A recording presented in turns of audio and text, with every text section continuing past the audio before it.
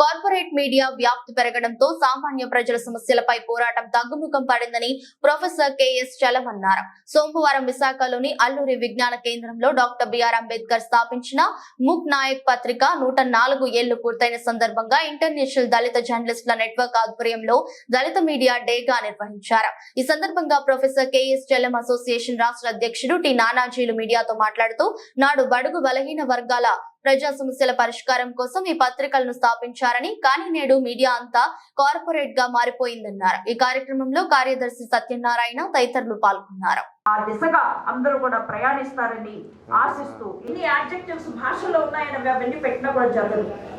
భక్తులు జీవితం మొత్తం సో ఈ ఆర్థిక వ్యవస్థ ఏంటి, సామాజిక వ్యవస్థ ఏంటి, రాజకీయ వ్యవస్థ ఏంటి ప్రయాణం చేస్తున్నప్పుడు మీరు అంటే నాకు పడదని చెప్పి మిమ్మల్ని ఏ రకంగా థ్రెట్ టు ఈక్వాలిటీ అని బాబాసాహెబ్ అంబేద్కర్ చెప్పారు.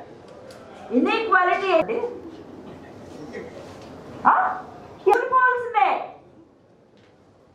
తీసుకోలేకపోతున్నాం. పెద్ద పెద్ద కట్టేక్కర్లేదు. ఏ బాబాసాహెబ్ అంబేద్కర్ చేసి చూపించారు. ముగిసిపోయాయి అంటే సభ ఇంకా ముగలేదు. ఇవన్నీ చాలా కీలక అంశాలని మన కీ నోట్స్. ఆచరణ అంటే ఈ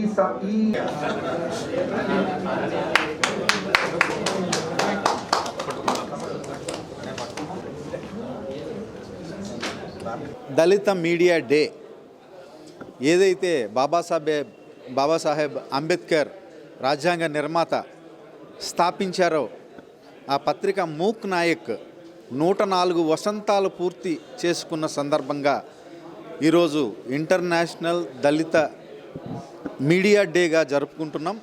ఈ సందర్భంగా నాటి పత్రిక లేకపోతే నాటి పత్రికా రంగ పరిస్థితులు, నేటి మీడియా రంగ పరిస్థితులు ఏ విధంగా ఉన్నాయన్న దానిపై ఈ సదస్సు నిర్వహించాము. సదస్సులో చాలామంది వక్తలు, అలాగే దళిత మీడియా అణగారిన వర్గాల సంఘాల నాయకులు, జర్నలిస్టు సంఘాల నాయకులు, జర్నలిస్టులు అధిక సంఖ్యలో పాల్గొన్నారు.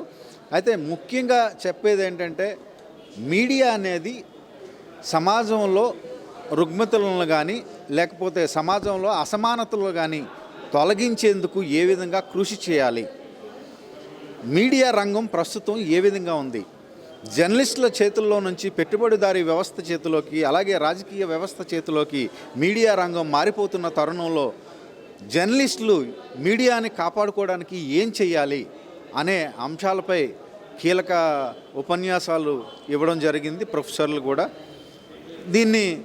దీని రిజల్యూషన్స్ ఫ్యూచర్లో అమలు పరిచే విధంగా జర్నలిస్ట్ సంఘాలు కృషి చేస్తాయని ఆశిస్తున్నాను. నా పేరు నాని అంటారు. ఐడీజేఎన్ ఇంటర్నేషనల్ దళిత జర్నలిస్ట్ నెట్వర్క్ ఏపీ చాప్టర్ ప్రెసిడెంట్ని. 1919లో ఏర్పాటు చేసినటువంటి గాంధీ గారు, అలాగే నెహ్రూ గారు, వాళ్ళందరూ కూడా రాజకీయాల కోసం అంటే దేశ స్వాతంత్రం కోసం చేసినట్టే మనకు తెలుసు. కానీ అంబేద్కర్ గారు ఏర్పాటు చేసిన పత్రిక ప్రధాన ఉద్దేశం ఏమిటి అంటే ప్రజల్లో ఉన్నటువంటి చైతన్యాన్ని కల్పించడం. ఆయన చెప్పింది ఏంటంటే నువ్వు బానిసని చెప్పు, వాడు చైతన్యవంతుడు అవుతాడని ఆ పత్రికను ఏర్పాటు చేశాడు. అలాగే బహిష్కృత భారత్ అనే ఇంకో పత్రిక పెట్టాడు. జనతా సమత అని చాలా పత్రికలను ఏర్పాటు చేశాడు. ముఖ్యంగా ఏమిటంటే ఆయన అబ్జర్వేషన్ ఏంటంటే అప్పుడున్నటువంటి పత్రికలు ఒక నాయకులను తయారు చేస్తూ ఉన్నాయి. ఏ కులానికి ఆ కులం, ఏ వర్గానికి ఆ వర్గం పత్రికలు ఉండటంతో సామాన్యుల కోసం, దళితుల కోసం, పీడనకు గురవుతున్న ప్రజల కోసం పత్రికలు లేవని చెప్పి ఉద్దేశంతో ఈ పత్రికను ఏర్పాటు చేశానని చెప్పాడు. దాన్ని దృష్టి పెట్టుకొని ఈవేళ ఉన్నటువంటి పరిస్థితుల్లో